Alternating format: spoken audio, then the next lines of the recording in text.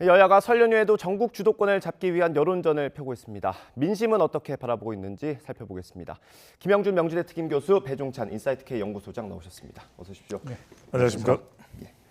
작년에 정권이 바뀌었고요. 최근까지 국회에서 제 기억으로는 장애투쟁 말고는 대부분 안 좋은 것들을 많이 보여준 것 같습니다. 이렇게 대치가 좀 강대강 대치가 계속되는 이유는 어떻게 보십니까? 여러 가지 이유가 있겠죠.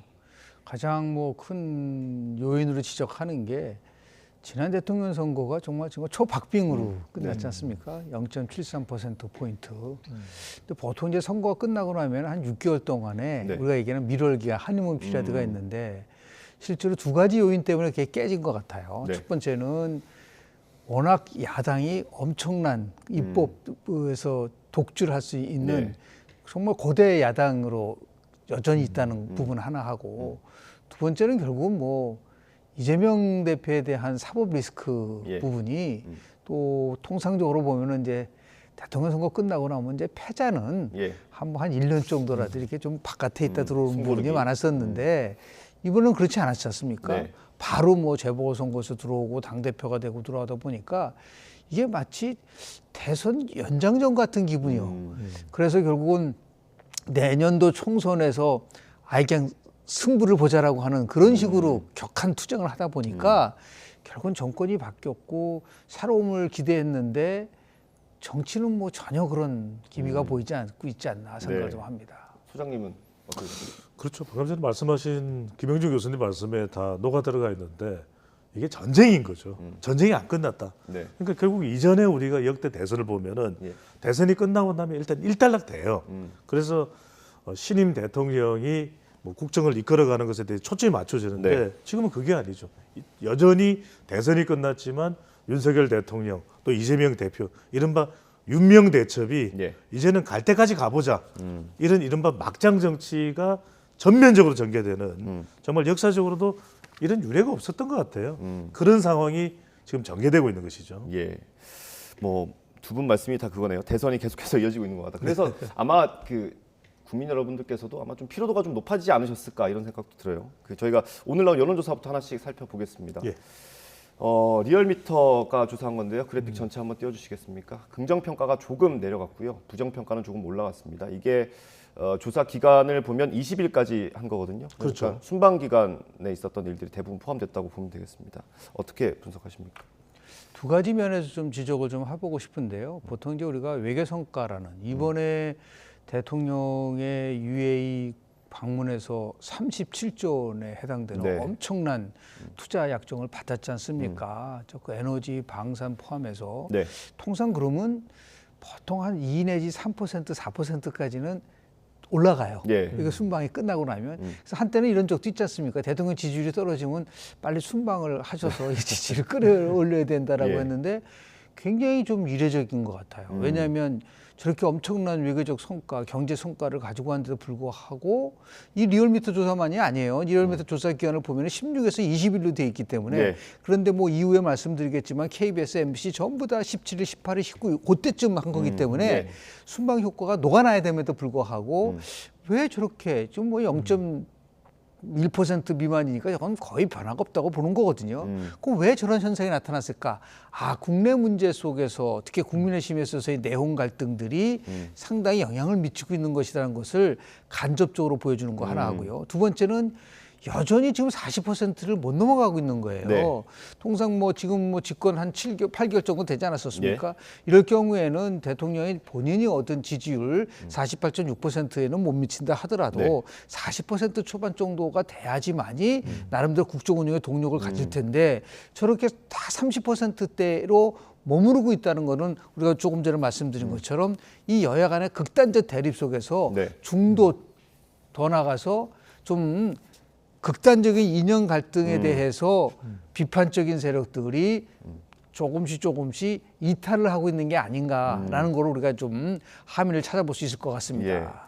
저는 조금 다르게도 보는데 갤럽 조사도 이제 방금 전에 우리 YTN의 그래프를 소개를 해드렸는데 또 한국 갤럽은 1%포인트 지금 올라갔거든요. 그 이야기가 뭐냐면 대통령의 순방 효과는 죽어있던 것이 아니라 살아는 있었는데 더 큰 이슈가 있었던 거죠. 왜냐하면 바로 이 해외 순방이라는 것은 순조로운 방문이 돼야 한방 효과가 있거든요. 예. 이른바 임기 초반에 한 3%에서 한 5%포인트까지 대통령의 지지율을 올려주는 것이 바로 순방 효과입니다. 네. 이른바 이제 지지율 한방 효과라고도 하는데 그런데 두 가지 요인이 생겨버린 거죠. 뭐냐? 보수 안보 지지층까지도 살짝 흔들릴 수밖에 없었던 것이 대통령의 발언이었거든요. 그 발언이 또 초점이 맞추어졌었고 네. 그것이 또 부정적으로 전달됐을 수가 있고 또 그것을 수습하는 과정도 좀 난관이 있었고 예. 그런 부분들이 잘 좀 처리가 됐더라면 대통령의 지지율이 더 좋았겠고 또 하나는 저는 더 결정적인 영향은 결국 대통령이 해외 순방 나갔을 때 중도층과 2030 MZ 세대가 들어와야 되는데 이들이 못 들어왔던 가장 큰 이유가 뭐겠습니까? 바로 나경원 변수. 이 당권 도전과 관련된 이 파장이 국내에서 그러니까 미국 대통령들은 뭐라 그러냐면 우리 김영주 교수님도 워낙 미국 이 대통령 리더십에 대한 이 일가견이 있으시지만 비행기에서 내리기 싫다 그래요. 네, 왜냐하면 해외 순방 갔다가 들어오면 골치 아픈 일만 많거든. 왜 들어가 우리가? 내가 왜 들어가? 이런 식의 상황이 돼버리는 것인데 이번에 윤석열 대통령도 물론 대통령의 발언도 문제지만 국내의 이 전당대회와 관련된 이 파장 이 부분도 결과적으로는 중도층이나 MZ 세대에 영향을 줄 수밖에 없는 것이거든요. 저는 크게는 대통령의 순방 효과가 없었던 것이 예. 대통령의 부분적인 이 발언 파장 예. 그리고 더 크게 미쳤던 나경원 전 의원의 이 당권 도전과 관련된 이 파장이 더 크게 영향을 미친 거예요. 그 취임 이후에 지지율이 이렇게 드라마틱한 움직임을 보이지는 않았던 것 같아요. 그 말씀하신 것처럼 대통령실에서도 40% 중반 정도까지는 가야 우리가 국정 운영하는 데 좀 도움이 된다라고 판단하는 것 같은데 어떤 계기를 만들어야 되지 않겠습니까? 실제로 제가 한번 작년 12월 중순에 그 설문지를 설계해서 조사를 해본 적이 있는데 지금 너무 이제 조사 보면은 대통령의 국정 운영만 가지고 보잖아요. 네네. 그래서 제가 어떤 조사를 해봤냐면 지난 대통령 선거 때도 윤석열 대통령을 지지했고 지금도 윤석열 대통령을 지지합니까? 라고 물어봤을 때 그 비율이 32%밖에 안 나왔어요. 그러니까 예. 절대 고정층이고 과거에는 지난 대선에서는 대통령을 지지하지 않았지만 지금은 지지한다라는 유입층의 비율은 한 뭐 많아 6%밖에 안 되는 거죠. 그걸 더해 보십시오. 예. 38%거든요. 그런데 지지했다가 중요한 거는 지금은 지지하지 않는다라는 비중이 14%를 차지했어요. 그리고 더 나가서 과거에도 지지 않았고 지금도 지지하지 않는 데가 46%. 그걸 더해 보십시오. 그게 58%. 거의 비슷한 거예요. 긍정과 부정의 비율이. 예. 그럼 핵심 포인트는 뭐냐면 왜 지지했다 지금 지지하지 않느냐라는 계층만 우리가 뽑아서 그 이유를 물어보는 거죠. 예. 그래야지만이 이게 앞으로 어떤 식으로 지지율 변화가 올 것이냐를 알아볼 수 있는 부분들이 있거든요. 대개충 보면은 가장 많이 부정적인 요인이 나온 것이 뭐냐면 일방적이다, 독단적이다 이런 부분들이 많이 나오거든요. 예. 이런 부분들이 결국 조금 전에 우리 배 소장이 말씀하신 것처럼 20대, 30대 MZ 세대라든지 아니면 중도층이 이탈을 가지고 온 부분들이 분명히 저는 있다고 보는 거죠. 그런 의미에서 봤을 때 지금 쪽 여론조사 결과 나오면 수치가 중요한 게 아니에요. 지금 네. 뭐 1% 올랐다, 뭐 0.6% 내려갔다 그게 아니고 예. 전반적인 추세 속에서 30%대로 정체돼 있다는 게 문제인 거죠. 예. 이거를 이제 극복하기 위해서는 여러 가지 이제 변화와 계획. 지금 대통령이 이제 국내로 왔으니까 오늘 뭐 지금 YTN에도 보도를 하지 않습니까? 네. 대통령 지지가 올라갈 때 나온 두 가지 현상은 뭐냐면 법과 원칙이라고 하는 윤석열 다음에 회복이 되고 그리고 개혁 드라이브를 걸었을 때 연금개혁, 노동개혁이라든지 교육개혁이라든지 또는 규제개혁이라든지 이걸 통해서 단순한 개혁이 아니라 이 개혁이 누구를 위한 개혁이냐 바로 미래 세대를 위한 것이라는 것을 대통령이 지속적으로 얘기하면서 MZ 세대 지지를 끌어올린 적이 있거든요. 네. 이런 부분들이 이제 특히 설 연휴 이후에 네. 좀 더 이제 순방도 마쳤기 때문에 뭐 인사 필요한 거 하려면 하고 그리고 새로운 개혁에 있어서의 일반 국민들 특히 MZ 세대가 체감할 수 있는 구체적인 방안이 나와야지만이 지금의 이런 그 지지율 정체를 회복할 수 있는 계기를 마련되지 않을까라는 생각을 좀 합니다. 그러니까 오늘 이제 설날 특집이니까 대통령의 지지율을 끌어올리는 방법은 있어요. 뭡니까? 그것을 얼마만큼이나 녹여 넣느냐, 예. 대통령이 그것을 국정 운영에 또 반영을 하느냐 이게 이제 중요할 수밖에 없는 것이고 결과적으로는 대통령이 계속해서 단호한 대응을 통해서 보수층을 결집을 해왔거든요. 네. 그렇다면 대통령 지지율이 또 끌어올려야 국정 운영에 동력을 더 높일 수가 있죠. 에너지를 더 강하게 밀집시킬 수가 있는 것이거든요. 네. 그렇다면 그때는 단호한 대응, 이른바 단대 전략이라고 하는데 이제는 유대로 가야 된다. 유연한 대응. 그러니까 단대, 유대, 단대, 단짠, 잔딴 이렇게 이제 섞여버리게 되면 이게 왜 그러냐면 이렇게 전략을 썼을 때 중도층이나 MZ세대도 들어오게 되는 겁니다. 그러니까 계속해서 일관되게 단호한 대응만 한다고 해서 보수층이 다 결집되고 또 중도나 MZ세대까지 움직여지는 것이 아니거든요. 그렇다고 해서 유연한 대응만 썼어도 안 됩니다. 단호한 대응과 유연한 대응을 적절한 비율로 가져가는, 그리고 순서조차 누구도 알 수 없을 정도로 정말 획기적으로 전개되는 그런 국정 운영이 될 텐데, 저는 줄여서 이른바 대통령의 지지율을 10% 더 올리는 방법, 안경사입니다. 안경을 쓰면 더 잘 보이겠죠. 그런데 이 안은 뭐냐면 바로 안보입니다. 결과적으로 이란과 관련된 발언 또는 무인기와 관련된 것도 안보거든요. 그러면 안보를 잘 챙기면 50대 기존 말고 더 추가적으로 유입할 수 있는 유권자층입니다. 우리 국민입니다. 30대와 50대, 그리고 심지어는 이 경계선에 있는 북한과 경계를 이루는 경기 인천에서 더 지지층이 들어올 겁니다. 그다음에 경제보다 더 중요한 건 없죠. 결국 경제 이번에 많은 성과를 올리면서 주목받아야 되는데, 이것이 지지율을 끌어올려야 되는데 다른 요인들 때문에 반영이 되지 못한다면 경제는 뭐냐. 우리가 그래서 경제와 미래를 잡아야 된다. 경미야 얘기를 많이 했던 부분이거든요. 그럼 경제를 하면 자영업층 지금 너무 힘듭니다. 지금 뭐 폐업, 지금 문 닫고 있는 식당 또 가게가 너무 많아요. 이 자영업층 그리고 충청 PK 지역 힘들다 그러거든요. 이번에 대통령의 원전 외교는 실제로 그런 관련된 원전 관련된 시설이 과거에 이제 두산중공업, 지금 두산 에너빌리티지만 PK 지역의 창원이에요. 그럼 그쪽에 경기가 활성화되니까 PK 지역 또 충청권의 지지율이 더 올라갈 수가 있겠죠. 카이스트나 대전을 중심으로 해도 우리가 또 클러스터가 형성되어 있습니다. 그다음에 블루칼라도 마찬가지고요. 사람이 중요합니다. 결국 나경원 전 의원 관련된 파장이 지지율에 치명타였다, 이런 해석이 나올 수밖에 없다면, 이걸 통해서 사람에 대한 부분을 관리를 잘하면 20대 또 학생, 화이트 칼라, 또 전통적인 보수 지지층이 이런 사람과 관련돼서 균열이 생기면 흔들립니다. 어디서? TK 지역이거든요. 그럼 이런 것만, 제가 말씀드린 것만 포함을 해도 10%포인트를 거뜬하게 더 올릴 수가 있는 것이죠. 10%포인트면 굉장히 큰 수치인데. 안경사입니다. 네, 알겠습니다. 그 유연함을 강조를 해주셨는데, 유연함 그 얘기를 들으면서 떠오르는 사람이 두 명이 이재명, 나경원 두 사람인 것 같아요. 두 사람을 만나는 모습들이 좀 민심이 받아들이기에는 유연함을 보여줄 수 있는 장면이 될 수 있을 것 같은데, 일단 나경원 전 의원 얘기부터 해보겠습니다. 어쨌든 순방에 나가 있는 동안에 나경원 전 의원이 여러 의견을 냈고요. 그제인가요? 이제 대통령께 사과 메시지도 내지 않았습니까? 그거에 대한 대통령실의 반응이 나올 수 있을까요? 사과를 했는데 그 부분에 대해서 뭐 대통령실이 이렇쿵 저렇쿵 얘기하지는 않을 거라고 좀 보는데, 지금 나경원 의원과 관련돼서 좀 아주 냉정하게 평가를 해보면은 몇 가지 단계가 있어요. 첫 번째 단계는 뭐 잘 아시다시피 대통령이 뭐 저출산 고령사회 부위원장 그리고 기후대사라는 두 개의 장관급을 줬었던 그 시점이 있지 않습니까? 그게 3개월 전이란 말이에요. 그럼 3개월 전이라고 한다면은 앞으로 곧 당대표 경선이 있을 것이라는 걸 다 알고 있었던 상황인데도 불구하고 결국 나 전 의원이 그걸 받아들였지 않습니까? 그럼 대통령실에서는 그 두 개를 받아들이는 순간 당대표 경선보다는 이 직에 집중하겠거라는 거로 나름대로 암묵적 동의가 있었을 거라고 봐요.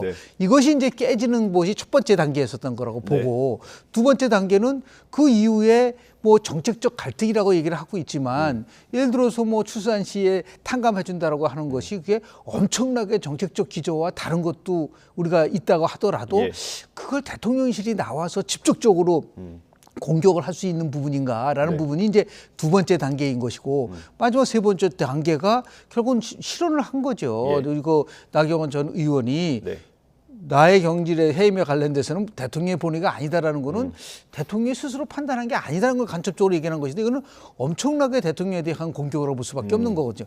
이러한 여러 단계 변곡점인 상황 속에서 이제 오늘날까지 이르렀는데 결국은 최종적으로는 이제 정책 결정을 하는 거 아니겠습니까? 그런데 결정을 하려면 몇 가지 정치적인 부분에서 중요하게 여기는 거는 두 가지예요. 명분과 시점인 거죠. 그러니까 이 명분이 정말 당대표로 나올 수 있는 확고한 명분을 나경원 전 의원이 갖고 있는 것인지, 그 시점은 지금 이제 대통령 귀국을 전후로 해서 아마도 최종 결정을 내린다고 했는데도 불구하고 지금 계속해서 지금 잠행 모드로 가고 있기 때문에 만약에 만약에 본인이 출마하지 않는다고 한다고 했으면은 이게 벌써 선언이 나오지 않았을까라고 생각이 드는데 네. 이게 계속 늦어지는 거는 오히려 역으로 나오는 것 쪽에다 비중을 두는 게 아니냐라고 네. 하는 그런 부분들이 있어서 결국은 핵심은 뭐냐면 나경원 전 의원이 나오는 순간 자기가 원조 친윤에서 이제는 비윤으로 들어올 수밖에 없다라는 그러한 것 때문에 굉장히 고민이 깊어지고 있지 않나 생각을 좀 합니다. 알겠습니다. 저는 김 교수님 말씀에 정말 이 전국을 찌르는 것이 예. 이미 우리가 이제 사실 오늘은 이제 설 특집이니까 설 연휴 특집이니까 우리가 이제 월요일 더 뉴스에 나왔을 때 네. 김 교수님께서 그런 말씀을 하셨어요. 물 들어왔을 때 노를 져야 된다. 지금 MBC와 이 KBS의 지금 국민의힘 차기 당 대표 적합도 지지도 조사 결과를 한번 보여주시면 좋을 것 예, 같아요. 그래픽 좀 띄워주시죠. 왜냐하면 불과 4주 전에 우리 이 자리에서 방송을 할 때 1위를 국민의힘 지지층에서 1위를 달리고 있었던 인물이 누구였냐면은 나경원 전 의원이에요. 네. 거의 모든 조사에서 그랬어요. 근데 지금은 물론 오차 범위 내입니다. 이 국민의힘 지지층의 숫자가 표본 숫자가 많지 않기 때문에 그럼에도 불구하고 수치상으로만 볼 때 네. 김기현, 안철수, 나경원 순이에요. 왜 이 순간까지 왔죠? 이게 만시지탄이거든요. 방금 전에 김 교수님께서 말씀하셨던 대로 그러다 보니까 이 물 들어왔을 때 물 젖지 않고 이른바 우리가 밀물 현상을 노려야 되는데 정치라는 것은 썰물 현상이면 물이 다 빠져나가요. 네. 그때 이미 체제를 정비해서 나가면 뭐합니까? 이제는 창도 못 써보고 칼도 못 써보고 방패조차 들 수가 없는데 그러니까 지금 윤심, 당심, 민심을 다 잃어버린 거예요. 그래서 저는 4주 전에 우리 코너에서 YTN입니다. 이야기를 했습니다. 나가라. 그는 윤심을 저울질할 필요도 없다. 그런데 지금은 저는 어떤 생각이냐면 나가든 안 나가든 나경원 전 의원이 얻을 수 있는 정치적 이익이 별로 없어요. 이럴 때는 권토중례나 도광양해를 하는 수밖에 네. 없습니다. 이준석 전 대표가 수세에 몰렸을 때 우리 코너에서 마찬가지로 무슨 이야기를 했냐.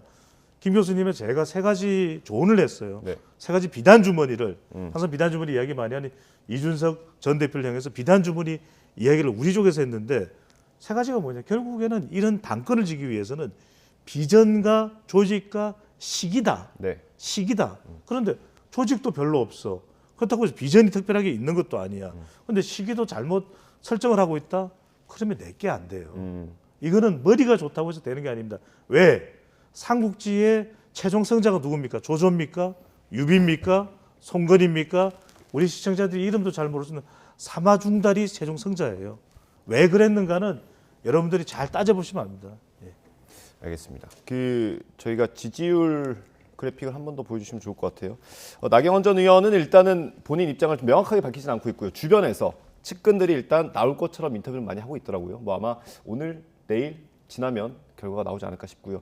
보시는 것처럼 김기현 의원이 여러 여론조사에서 1등을 달리는 조사들이 나오고 있습니다. 근데 김기현 의원이 민방위법 개정을 발표를 했어요. 이걸 하겠다고. 이게 보통 당권 주자들이 입법으로 이렇게 뭔가를 공약하는 경우는 많지는 않은데 어떤 의도가 있다고 보세요? 일단은 뭐 국민의힘의 지금 전당대회에서 몇 가지 빠져 있는 부분이 있다고 한다면은 개혁과 관련된 부분들이 없다. 당을 어떻게 개혁을 해서 앞으로 국민의힘이 국민들의 전폭적 지지를 받겠다라는 부분이 핵심이 돼야 되는데 지금까지는 물론 이제 시작이니까요. 지금까지는 윤심을 누가 잡느냐를 가지고서만 논쟁이 있었으니까 아마 이제 개혁과 관련된 부분을 좀 얘기를 하고 싶다라고 하는 부분들이 이제 이번에 김기현 의원이 저렇게 얘기하는 여성 군사 기본법 교육을 도입을 했다라는 부분을 볼 수가 있는데요. 네.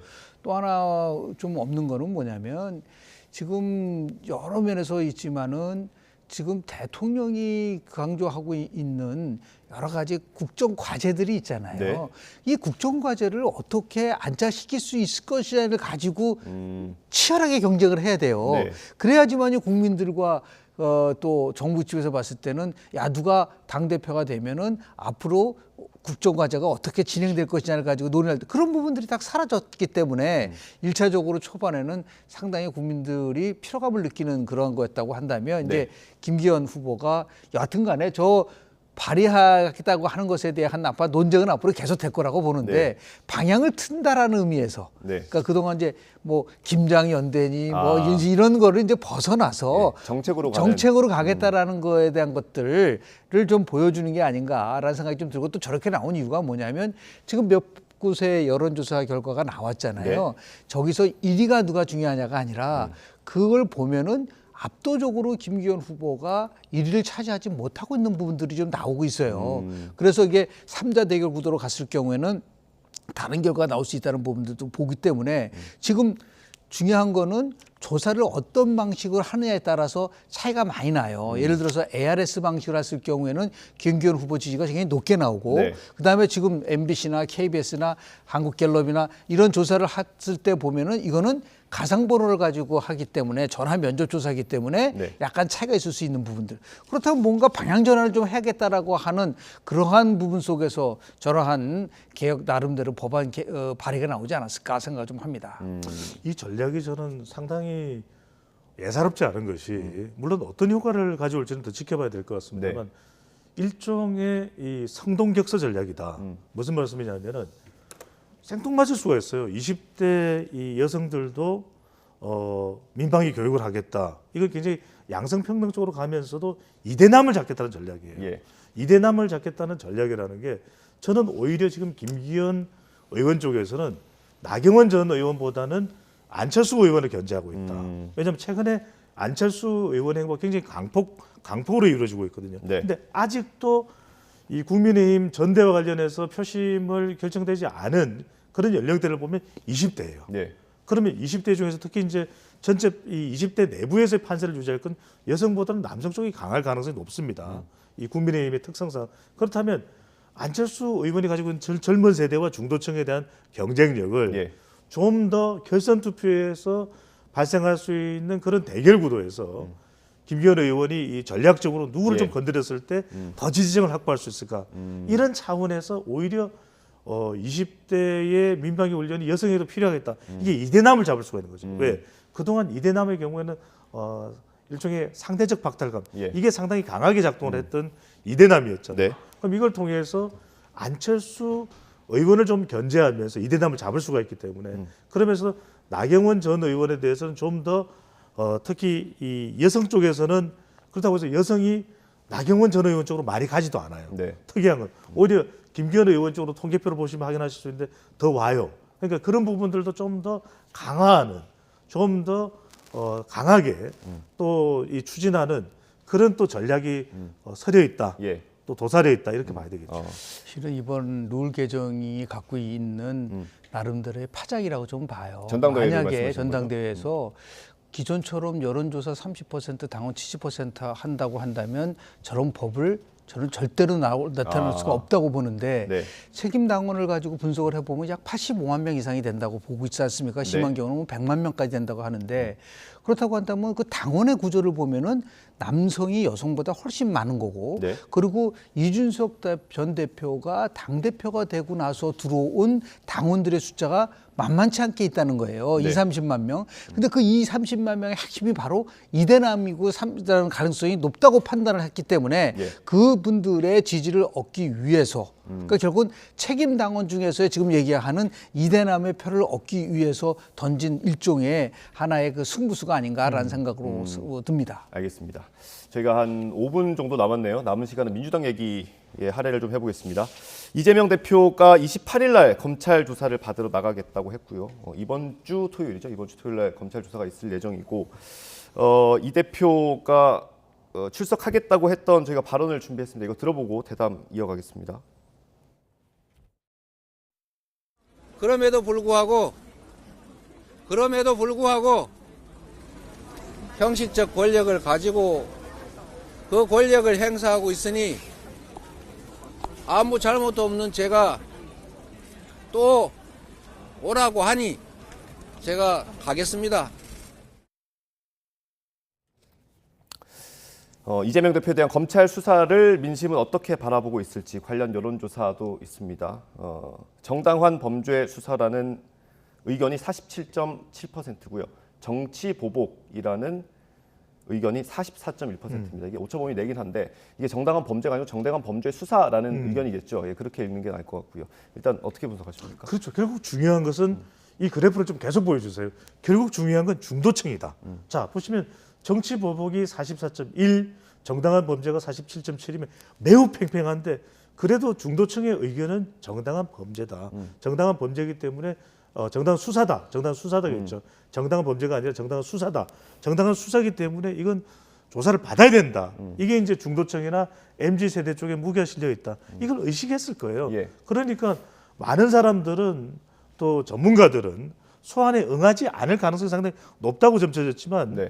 민생행보를 하는 마포구 망원시장에서 바로 27일이 아니라 예. 이건 평일날 일해야 된다. 28일 토요일날 10시 반에 나가겠다. 이렇게 이야기를 했다는 건 상당히 여론을 지금 의식하고 여론이 부담이 된다는 거예요. 그러니까 실제 이 법적인 앞으로의 대응이나 또는 총선도 남아있죠. 1년 이상 남아있죠. 예. 그렇다면 결국 중요한 것은 여론 지지율. 네. 민주당에 대한 중도층의 평가가 중요할 수밖에 없다. 그래서 지금 알려지고 있는 바로는 28일 날 토요일 출석을 하더라도 이재명 대표와 변호인 한 명 정도만 가겠다. 네. 이제는 민주당 의원들을 대거 동반해서 가지 않겠다 이런 이야기거든요. 그건 상당히 지금 여론을 의식하고 있는 결국 중도층의 평가가 절대적일 수밖에 없다. 이재명 대표의 명운이 걸려 있다. 이렇게 보고 있는 것이죠. 예, 민주당은 여전히 단일 대우입니다. 뭐 일부 뭐 분리 대응하자는 목소리가 나오고 있긴 하지만 전체적으로 봤을 때는 단일 대우인데 이 여론조사 결과만 봤을 때는 민주당도 결국 민심을 잘 읽지 못하고 있는 거 아닌가? 지금 뭐 나와 있는 저 KBS 조사 하나만 가지고 우리가 평가를 하기는 좀 힘들어요. 왜냐하면 SBS 조사에서는 굉장히 차이가 많이 나거든요. 정당한 조사라는 게. 그래서 중요한 거는 뭐냐면 수치가 아니라 지금 3개월 동안 나온 여론조사에서 이게 정치 보복이 앞선 조사 결과가 있나요? 제가 볼 때는 거의 없다고, 단 한 번도 없다고 봅니다. 다만 숫자의 차이인데 그럼에도 불구하고 또 중요한 것은 뭐냐면 이 정당 지지도를 한번 보세요. 지금 강국 갤럽이 지난주에 발표한 거를 보면은 지금 국민의힘은 3.7%까지 올라갔지만은 예. 민주당은 3.2%까지 예, 지금 떨어졌단 보여주고 말이죠. 있습니다. 저렇게 큰 차이가 난다는 거는 뭐냐면 이 사법 리스크에 대한 처리 방식이 민주당이 이제 거칠고 투박하다. 예를 들어서 승복은 없고 투쟁만 있고 민생은 없고 방탄만 있고 민주화는 없고 사당화만 있고 이렇게 되면서 민주당의 지지가 떨어진다고 한다면 이제는 민주당도 나름대로 국민의 지지를 받을 수 있게끔 프레임을 바꿔야 되는데 계속해서 정치보복 야당 탄압 프레임만 가지고 갈 때는 분명한 부분에 한계가 있을 수밖에 없는 거고 지금 우리 조금 전에 계셨던 국민의힘의 내용 얘기를 얼마나 많이 했습니다. 네. 어떻게 됐죠? 지금 민주당은 전혀 그거에 대한 반사익을 얻고 있지 못하고 있는 부분들이 있어요. 그래서 분명하게 우리가 이 YTN에서 얘기했던 거는 벌써 처음 초랑할 때 단독으로 나가라고 얘기를 했었고요, 우리가. 예. 그리고 분명히 나가야 된다고 얘기를 했었고 똑같은 거예요. 그래서 이제 이 부분에 대해서는 아마도 제가 볼 때는 설 민심이 그게 중요하다는 게 이번 주에 나오는 조사 결과를 보면은 상당히 나름대로 흐름에 어떻게 변화되고 있는지를 알아볼 수가 있는 부분이 있기 때문에 민주당도 이제 설 민심에 대해서 너무 자기적으로 해석하지 말고 냉정하게 민주당에 대해서 국민들이 어떻게 생각하는지를 정말 그 심층적으로 분석을 해서 거기에 맞는 행보를 좀 해야 될 거라고 저는 봅니다. 예, 저희가 한 1분 정도 남았네요. 소장님 마무리하셨습니다. 그렇습니다. 결국 이재명 대표를 뭐 당장 대체 불가한 사람이 있거나 세력이 있거나 하지 않아요. 그래서 계속 비판은 받고 있지만 더불어민주당은 이재명 대표일 수밖에 없고 이재명 대표는 더불어민주당일 수밖에 없는 지금의 국면입니다. 하지만 중요한 것은 어떻게 털어내느냐가 중요하겠죠. 검찰 수사에 대한 대응, 또 지금 계속해서 불거지고 있는 의혹에 대한 해명. 그런데 누군가 이렇게 묻습니다. 언제까지 그러면 이 체제가 지속될 수 있는? 결국 저는 2주간, 그게 어느 시점인지는 우리가 모르겠습니다만 다가오는 추석 명절 전후일 수도 있을 테고요. 2주간 정당 지지율의 평균이 더불어민주당 지지율이 25% 미만으로 내려가게 되면 예. 수도권 총선에서는 대위협일 수밖에 없거든요. 저는 그 시점이 정말 민주당의 운명을 결정짓는 시점으로 보입니다. 알겠습니다. 오늘 말씀은 여기까지 듣도록 하겠습니다. 김영준 명지대 특임 교수, 배종찬 인사이트K 연구소장과 함께했습니다. 두 분 오늘 말씀 감사합니다. 네, 고맙습니다.